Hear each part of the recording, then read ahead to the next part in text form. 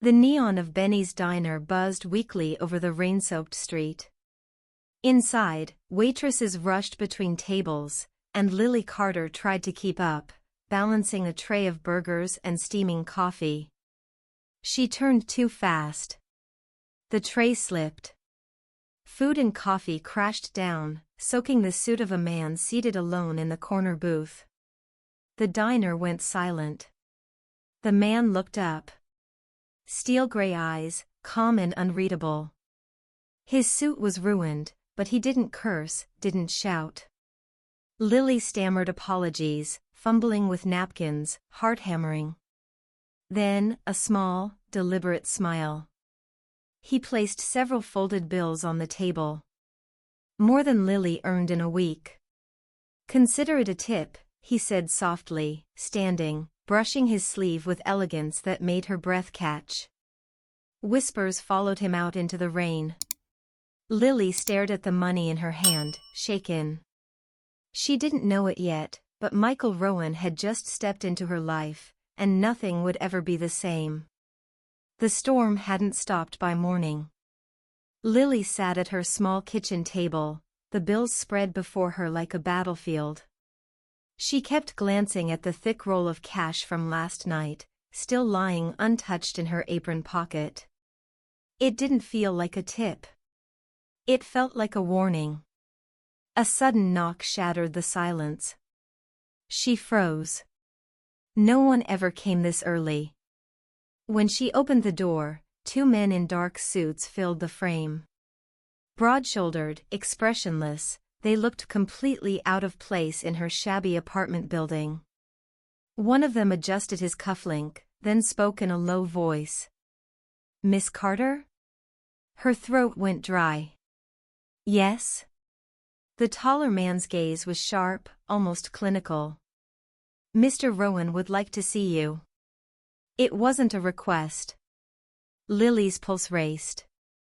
She had no idea who Michael Rowan truly was, but in that moment, she understood one thing clearly. Her life was no longer hers to control.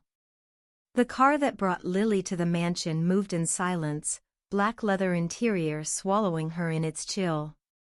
She sat pressed to the door, clutching her bag as if it could shield her, while the two men who had come for her remained wordless. Through tinted glass, Newark streets blurred into unfamiliar neighborhoods, until finally the city gave way to iron gates and manicured lawns that seemed to belong to another world entirely. The gates opened soundlessly, as if expecting her. The mansion was vast, more fortress than home. High windows gleamed against the gray morning, marble steps slick from the rain. When the car stopped, one of the men opened the door for her with the mechanical precision of a soldier. Inside, the air smelled of polished wood and expensive cologne. A crystal chandelier blazed overhead, scattering light across marble floors. Lily felt small, lost, her diner uniform a cruel reminder of the distance between her and everything around her. And then she saw him. Michael Rowan. He stood at the far end of the hall, his posture commanding, his suit now immaculate. If he remembered the coffee and burgers from last night, he gave no sign. His gaze slid over her, assessing, weighing, like a man used to buying rare art, deciding if it was worth keeping. "Miss Carter," he said. His voice was smooth, controlled, with the faintest edge of steel. "You came." "I didn't exactly have a choice," Lily answered, her voice smaller than she intended. A flicker of amusement touched his lips, but didn't reach his eyes. He gestured toward the sitting room. "Come." The room was lavish, fire glowing in a stone hearth though the morning was only damp, not cold. She perched on the edge of a velvet armchair, the cash in her apron burning against her side. Michael poured himself a drink, the motion unhurried, like a ritual.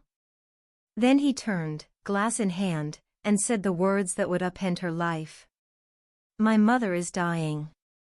She believes in traditions, in family, in appearances. She must believe I'm engaged." Lily blinked. I don't understand. You will. His tone left no room for misunderstanding. You'll play the role of my fiancé. Publicly.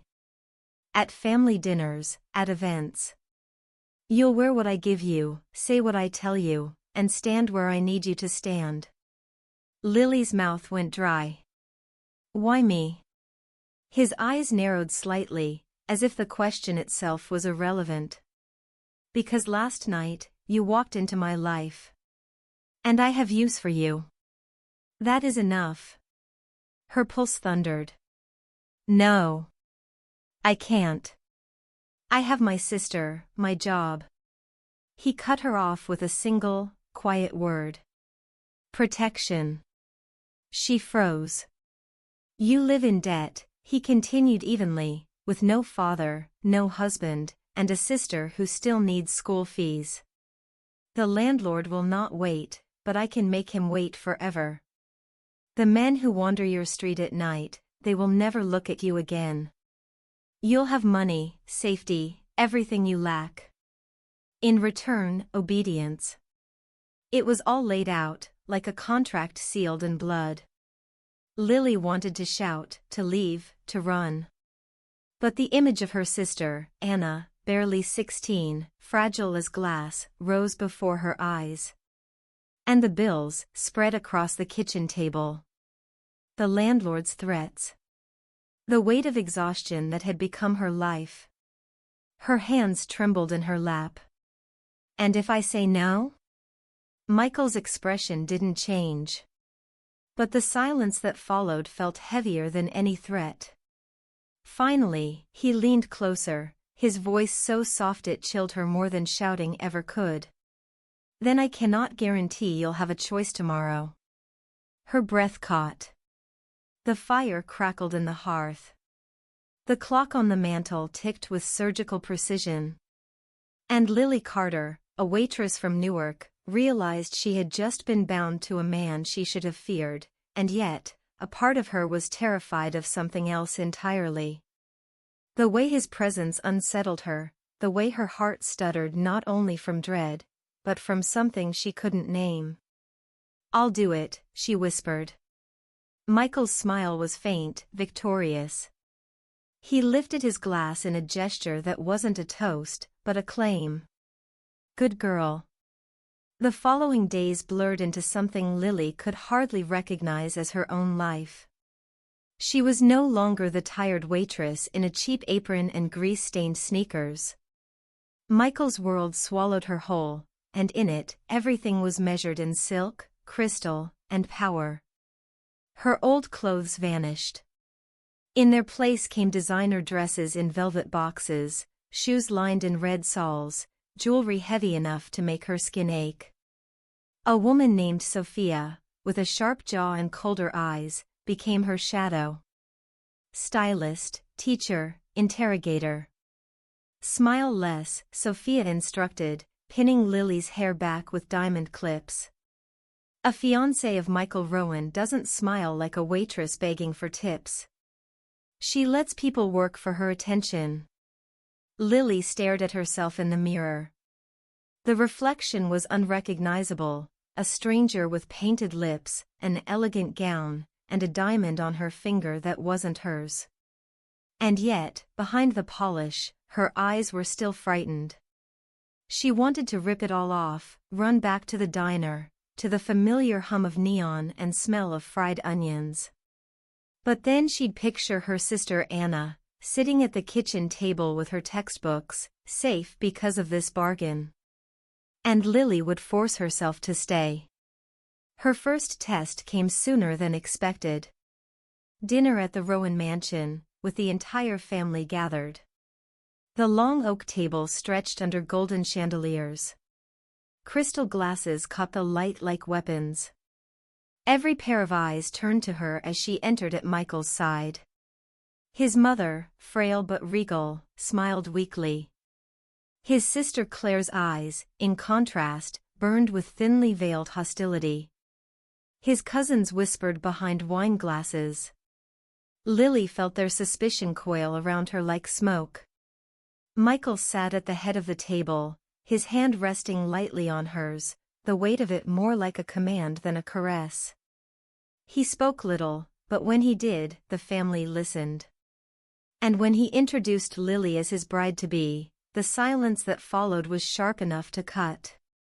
Claire broke it with a laugh that wasn't laughter at all. "Convenient," she said, raising her glass. "A fiancé nobody has ever heard of, appearing out of thin air. You must forgive me if I find that suspicious." Lily's heart stuttered. She wanted to sink through the floor. But then she felt Michael's gaze on her, steady, daring her to fail. She straightened her shoulders, forcing her voice to remain calm.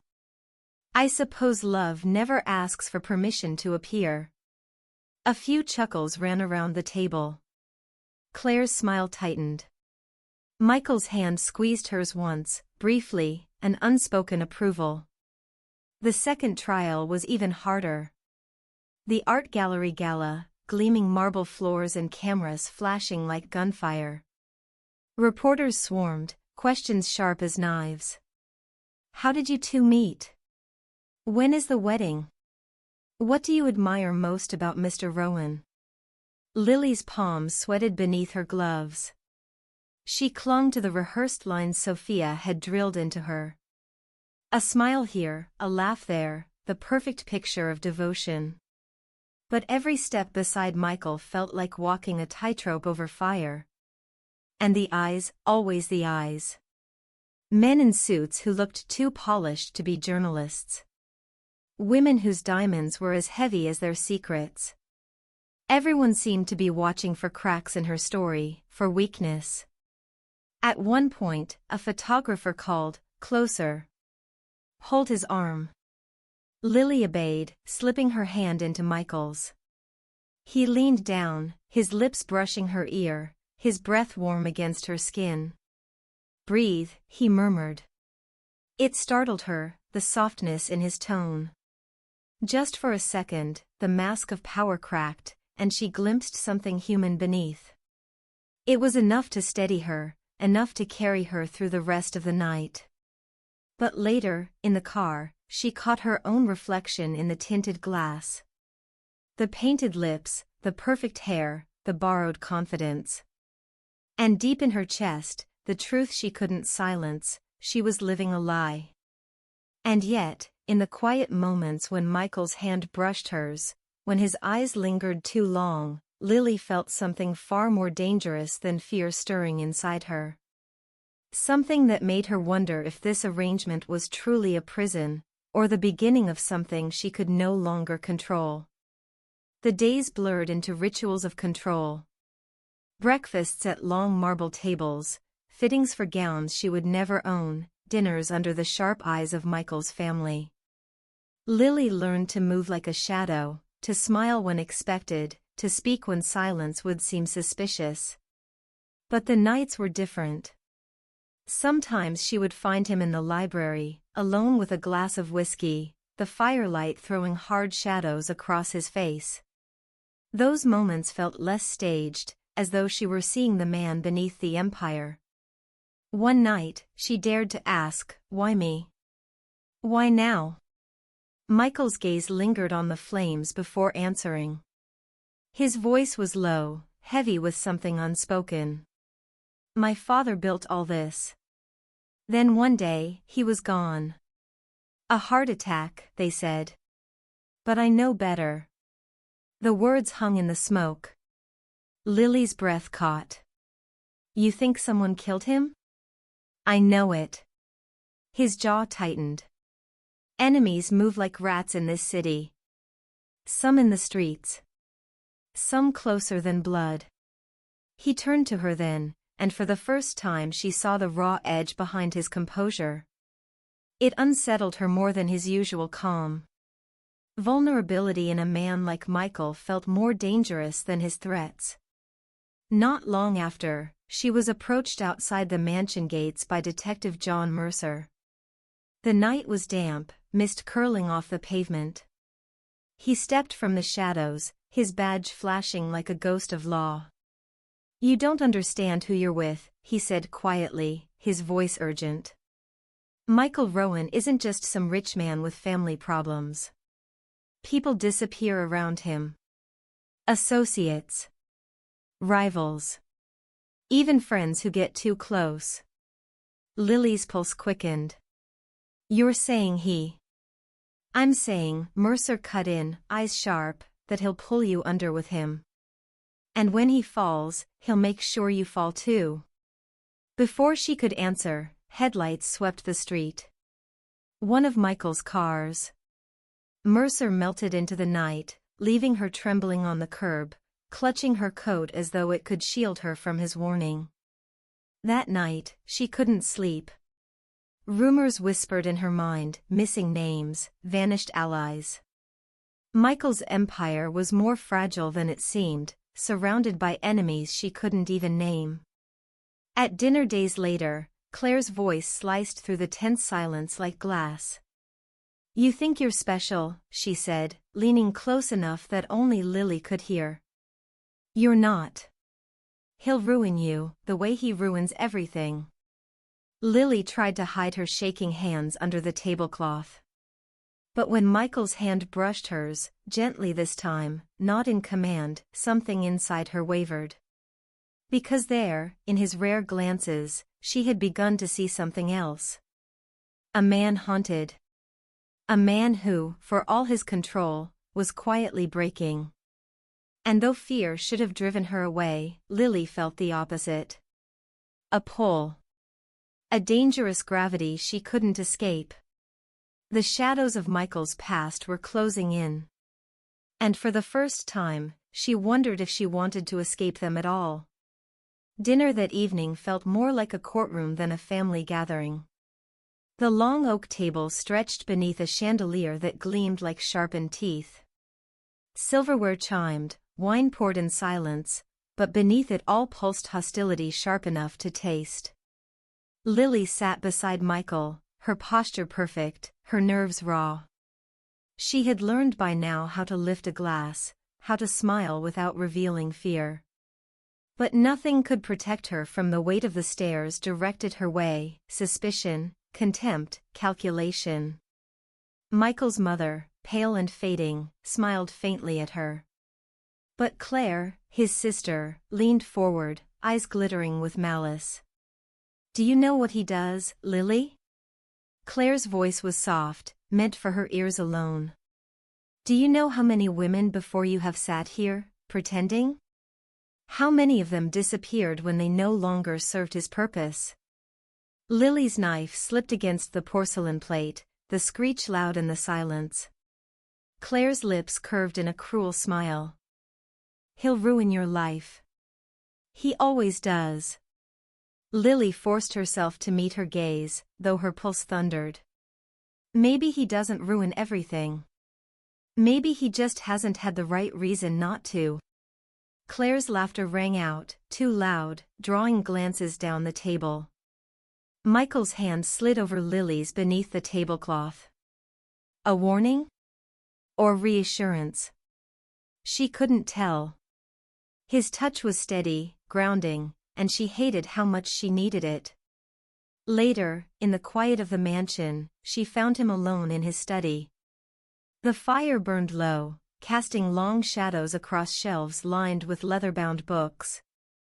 He was sitting at the desk, sleeves rolled, tie discarded, staring at nothing. You shouldn't let her talk to me like that, Lily said before she could stop herself. Her voice shook, but not with fear, with something closer to anger. Michael looked up. For a long moment, he said nothing. Then he leaned back, his face unreadable. Claire speaks her mind. It changes nothing. It changes everything, Lily shot back. Because she's right, isn't she?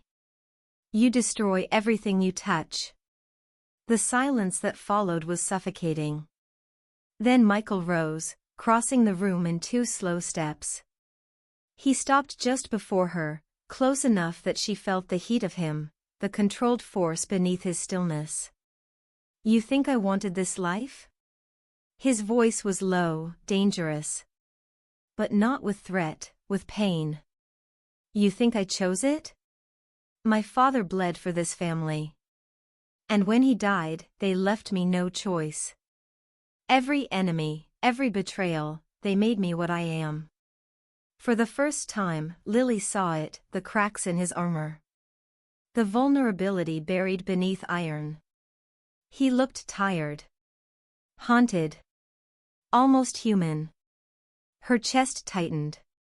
Against every instinct, she reached out, touching his wrist. He didn't pull away. Instead, he let out a slow breath, eyes closing briefly as though her touch offered something he hadn't felt in years.